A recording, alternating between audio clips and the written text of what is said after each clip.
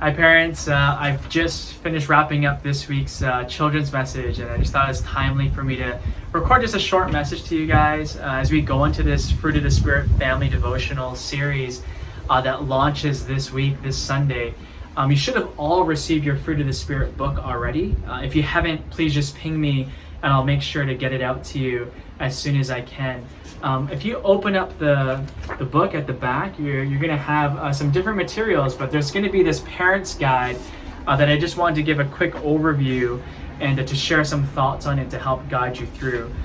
Each week there's 3 devotionals. Again, I encourage you to try your best to go through them. They're about 15 minutes each, but as you read through, if you want to combine them or adjust them or modify, by all means, it's just a guide.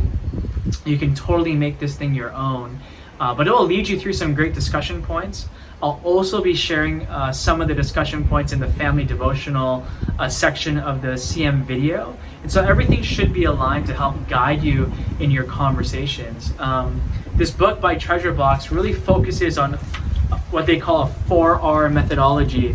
And I'll throw this up on the screen here, which is to read, reflect, respond, and reinforce. The first step, reading, is really just going through scripture and helping to unpack or further explain concepts that your children may not fully understand.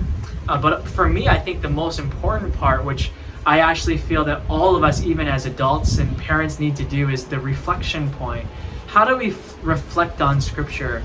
How does it speak to us? And before we really can go ahead and teach and disciple our kids, the scripture should mean something for us. So I want to encourage all of you that as you go through the different lessons, spend time in your QT going through the verses on your own. This first week we touch on love, and such an integral part of our walk, of course, and at times as well, very difficult to do.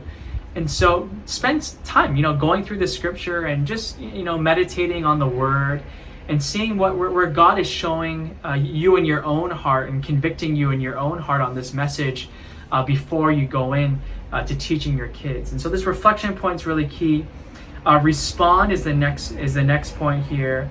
How do we carry on this word and revelation into our everyday life, into our actions? And I think that's so key too, that we walk the walk, that we are not just head knowledge believers or Sunday churchgoers, but we actually showcase this, and it's part of our DNA. It's part of what we do and what we say. And so responding is a really great point here that they go through. And then lastly, it's reinforced. It's going to take time, even for us as adults, to totally receive, as I shared last week's message, to receive revelation and understanding and to really embrace it is going to take some reinforcement and repetition. And so be patient with your kids.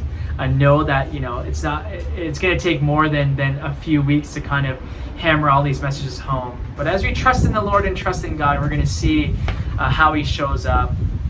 And I'm praying for all of you, all of your families. I encourage you to pray for one another too as we go into this.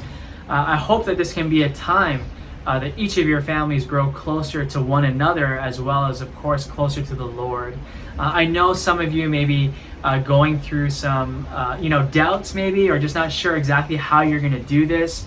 I'm going to give you some time to read through the material, also listen to the Sunday message this week, and then next Tuesday evening, I'm going to host a Zoom call where I'm going to invite all parents who want to go through a little bit more of an in-depth intro to the devotional series, as well as open it up to a Q&A session so that we can kind of dig deeper on how we can support one another, pray for each other, and really try our best to bring this gospel message of the fruit of the Spirit into each of our homes.